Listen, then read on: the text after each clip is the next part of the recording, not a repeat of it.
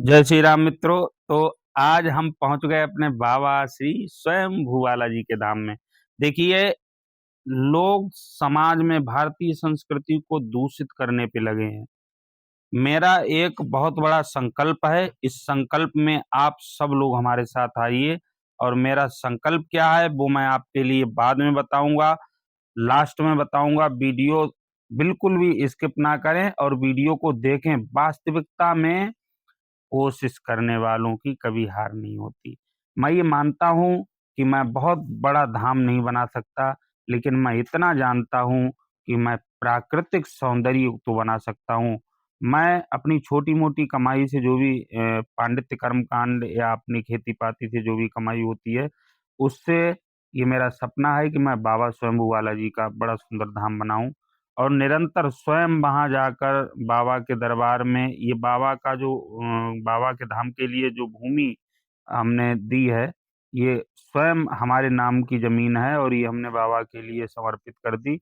और ये बचपन कहते हैं कि भारतीय संस्कृति का अगर दृश्य देखना है, तो आप गाँव में देखें। गाँव क्षेत्र से जुड़ा हुआ हमारी पौराणिक विरासत, जो हमारी सांस्कृतिक विरासत है, वह है हमारी जो वनस्पतियाँ, पेड़-पौधे। और ऐसे-ऐसे पेड़-पौधे होते हैं दोस्तों, जिनको देखकर देखो हमारे पीछे हम बच्चों से हमने बोला कि थोड़ा इनमें पौधों में पानी लगाना है, तो सब बच्चे पीछे-पीछे पानी लगा रहे हैं। ये तुलसी का वृक्ष है और तुलसी के एक वृक्ष नहीं, हमारे यहाँ इतने बाबा की ऐसी कृपा है।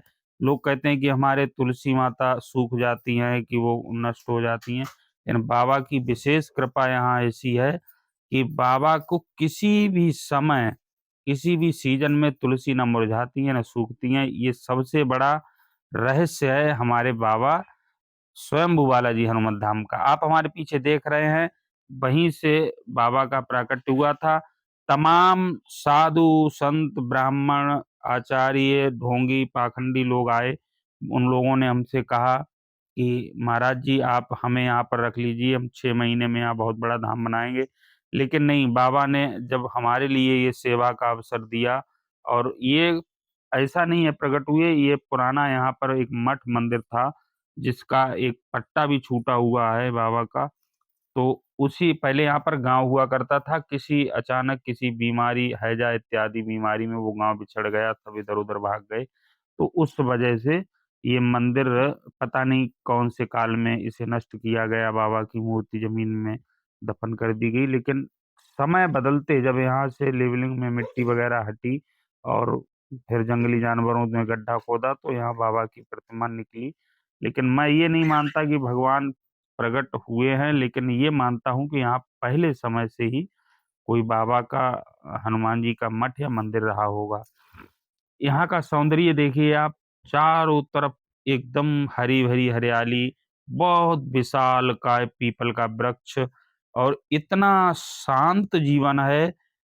मित्रों, मैं बरेली सिटी में रहता हूँ और वहाँ से 50 किलोमीटर की दूरी पड़ती है हमें, किंतु पता नहीं क्या आकर्षण है बाबा का कि मैं यहाँ नित्य प्रति जब भी वहाँ से थोड़ा भी समय मिलता है, मैं तुरंत स्कूटर उठाता हूँ और अपने बाबा के धाम में आ जाता हूँ।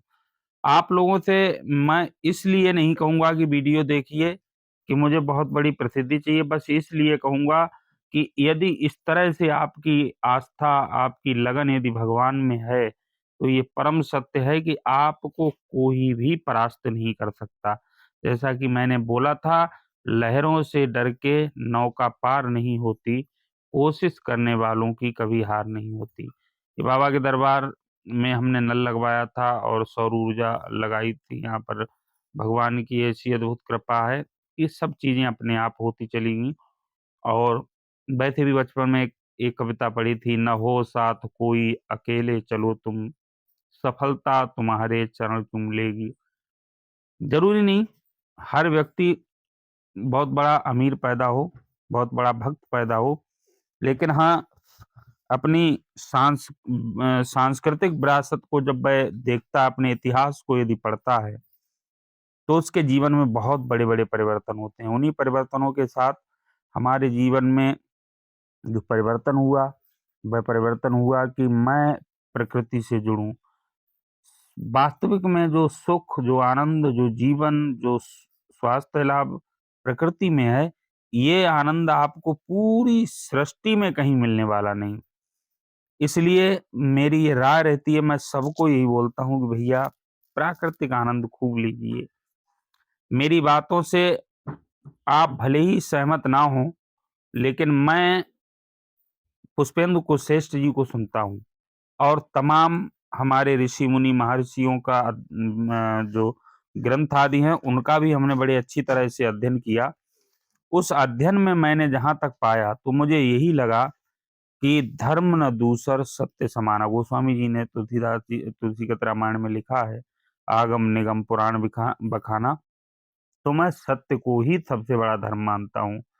अपनी इस छोटी सी जीवन में बहुत संघर्ष किया और आज बाबा के देखिए तमाम जो वृक्ष हैं, तुलसी मैंने बताया चारों तरफ तुलसी का अच्छा खासा हमने एक पूरा ग्रुप लगाया है और बाकी और भी फुलवारियों के बड़े-बड़े सुंदर पेड़-पौधे हैं और इसी प्रकार हम इस फुलवाड़ी को जो देख रहे हैं आप सभी, इस फुलवाड़ी को भी बड़ी मान्यता देते हैं।